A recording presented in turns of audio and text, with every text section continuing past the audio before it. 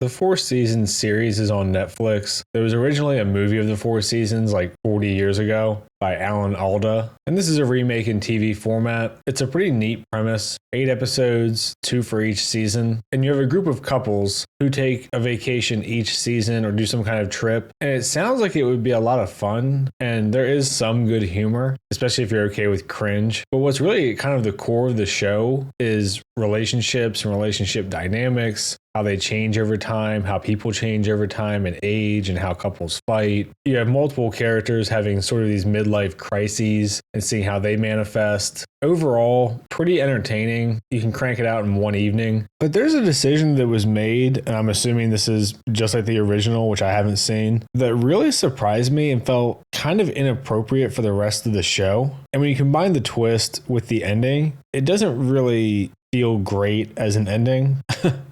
But the main premise is you have 3 couples, Nick and Anne. Nick is Steve Carell. Danny and Claude are a gay couple with Coleman Domingo. And then Kate and Jack with Will Forte and Tina Fey. And Nick, who's married to Anne, is just kind of over their marriage. He feels like she's just completely given up. She won't try anything. She doesn't have a desire to try anything. And of course, because it's Steve Carell, we have to go pure cringe. She's having like a 25th anniversary renewal of the vows ceremony surprise for him as he's planning to divorce her. So that's your first 2 episodes. Then your next 2 is everyone but Anne goes on a trip together, except now Nick is with Ginny. Steve Carell, all the characters are supposed to be in their mid-50s, and Ginny is in her early 30s. So obviously you get some of the good humor of the older guy dating the younger woman. Coleman Domingo in particular is really funny because he's always just like, I'm so over this shit. And he's having a really hard time kind of restraining himself and playing nice. So they go on this 2-day trip to an island where it's all kind of hippie shit, and they're staying in yurts, and there's bugs everywhere, alligator horns. And Anne actually ends up staying at the hotel nearby. So when a hurricane comes through, they all have to go stay with her, except for Nick and Ginny. And Tina Fey, who plays Kate, and Will Forte, who played Jack, are more of your stereotypical, like, dorky older couple. Except Kate is kind of a bitch in this show, and Jack is just kind of a regular guy. But you can tell they're all very like, I can't wait for this young chick to be on her way. None of them like the trip. They don't like the new relationship. Obviously, they were friends with Anne. It all feels a little bit too real. And I guess that's both a strength and weakness of the show. It's a strength in the sense that the characters feel really human, but it's kind of a weakness in that you're contrasting this humor with sort of hitting people in the face with real life, which most people, when they're going to watch a show, don't really want.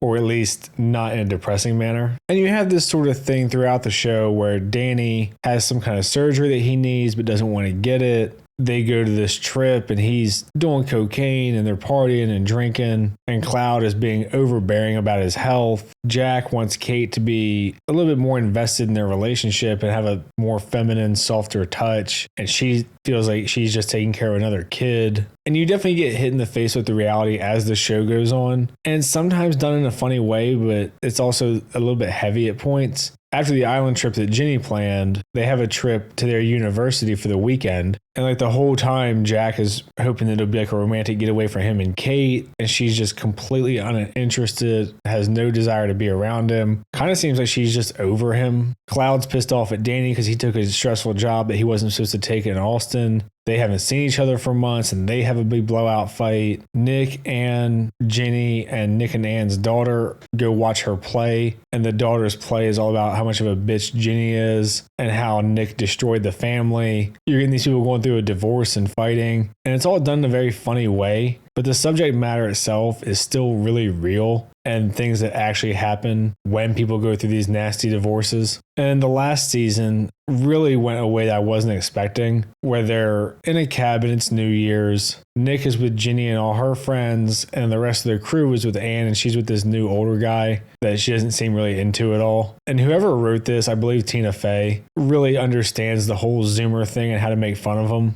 Like Nick's daughter is kind of like your fat, pink-haired stereotype of a triggered college kid. When they're up in the cabin, all of Ginny's friends like don't drink. And they're eating organic and vegan everything and this weird Indian coffee shit. And they're into all this weird spiritual hippy dippy shit. and Nick feels really out of place. And Ginny gets mad at him because he gets kind of regular food. So to make up for it, he goes to the grocery store to get the weird hippie shit and dies in a fucking car accident on the way back. So it kind of hammers home this message of life will just throw unexpected things at you and cherishing what you have in the moment and kind of these things that it touches on all season. But at the same time, it's like, what the fuck? Apparently in the original movie, he survives. But in this one, we get a whole episode of like the funeral, and the funeral is obviously a fucking mess. Anne cuts Ginny out for spite, which is totally inappropriate because at this point they're divorced or almost. Nick and Ginny have been together for almost a year and Anne won't even let her speak. So you're watching them all work through this kind of grieving at the super sudden loss.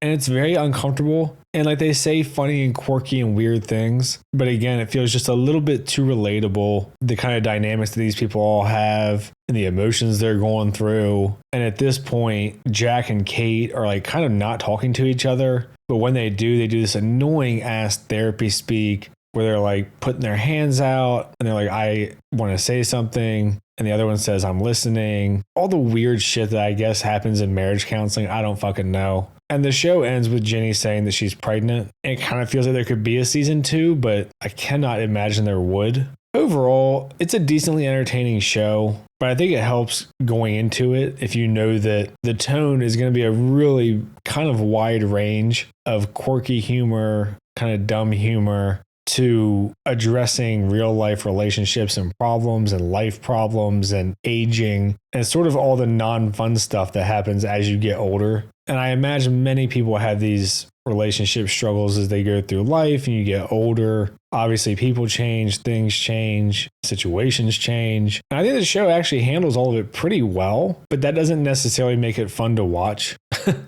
So overall, I think if you're not busy, it's worth a watch. If you're okay with a little bit of cringe, the typical kind of Steve Carell humor, I think probably Will Forte and Coleman Domingo are the best part of the show. But yeah, it's definitely one that I think leaves you with some kind of weird feelings as you're watching it. Maybe if you don't think about it too much, you'll just enjoy the humor and not dwell on the parts that kind of focus on real life. But for me, it was a bit of a mixed bag. And I love me some cringe humor, but this even pushed my buttons a little bit. And obviously, I don't know how it compares to the movie, but it sounds like the movie might have a little bit of a happier ending. Of course, everything now has to be cynical and nihilistic and depressing. So no surprise there. That's one of the big changes they decided to make. I'm going to leave it there for this one. If you've seen it, let me know what you think. I try to respond to the comments that aren't just insults. Like and subscribe and all that shit. Thanks. See ya.